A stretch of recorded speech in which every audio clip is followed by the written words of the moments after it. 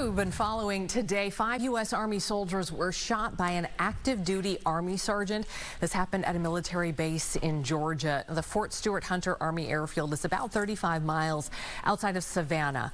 The base went into lockdown around 11 a.m. our local time here after reports of an active shooter. That shooter taken into custody within about 40 minutes. Shooting occurred at the soldier's place of work. It did involve his co-workers. We're still not certain about the motivations, but again, he's been interviewed by Army investigators. And now, the 5 soldiers who were shot were taken to the hospital. 3 of the soldiers who were shot required surgery, and then 2 were transferred to a hospital in Savannah. Now, officials say the gunman did use a personal handgun, not a military firearm. Trade negotiations are coming down to the wire with U.S. tariffs set to kick in at midnight for countries around the world. Today, President Trump announced an additional 25% tariff on India for purchasing Russian oil. That will take effect in 21 days and will be stacked on top of a 25% tariff that is already in place. Canada is still trying to work out a deal with President Trump days after he signed an order to increase tariffs to 35%. This morning, Doug Ford, the head of government in Ontario, said Canadian officials have a solid plan as talks move forward. And Prime Minister Mark Carney says he has not spoken with President Trump and wouldn't until it makes sense. Republicans are accusing Democrats of redistricting hypocrisy after dozens of Texas Democrats went to Illinois to block a vote on a new congressional map there. The GOP claiming Illinois Democrats drew the state's congressional map back in 2021 to favor their own party. Fox's Asher Redd is in Austin, Texas tonight. And Asher, the governor of Illinois won't rule out redrawing the map again.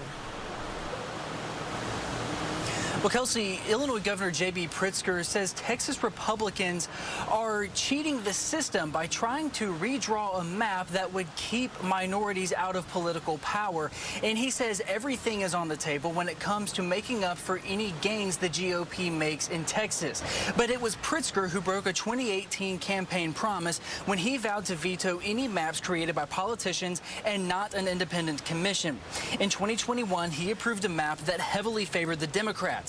Now, Republicans only hold 3 of Illinois' 17 congressional seats, and the nonpartisan Princeton gerrymandering project gave Illinois an F for both partisan fairness and geographic integrity. We're fighting for democracy. There are no rules anymore, apparently. This is unconstitutional. This is about standing up for people's voting rights and standing up for black and brown people who are going to be iced out. Right now, Republicans hold 25 of the 38 congressional seats in Texas, but they think a new map would add 5 more GOP-controlled districts. My Republican friends in states like Massachusetts and Illinois already feel prodigiously unrepresented. Redistricting for political performance is something that the courts have said is permissible. So it's time for Texas to catch up with what the blue states have already done. And Vice President J.D. Vance will be in Indianapolis tomorrow to meet with Indiana Governor Mike Braun about possibly redistricting in Indiana's congressional districts as well. Back to you.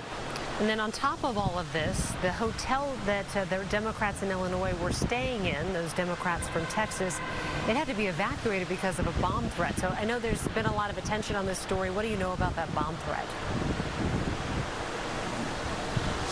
Yeah, well, the Democrats were staying in a hotel just west of Chicago, and police were called to that hotel at about 7:15 this morning. About 400 people were evacuated, and when they did search the property, police say they found no credible threat and no explosive devices. All right. Thank you, Asher, for that update. In Illinois tonight, the congressional map drama will continue. We'll see where it goes. Thanks. A Delta flight attendant is suing the airline for $75 million. She was on that flight from MSP that skidded and then flipped on the tarmac in Toronto a few months ago. Vanessa Miles' lawsuit accuses Delta of gross negligence. She says she suffered severe physical pain, mental anguish, emotional distress, medical expenses, loss of earning capacity, embarrassment, and loss of enjoyment of life. Several passengers have filed suits, but this is the first employee in this case, and there has been no response from Delta yet. And we learned today that at the same time, Fargo police were responding to 2 shooting deaths after bar closed early Sunday morning.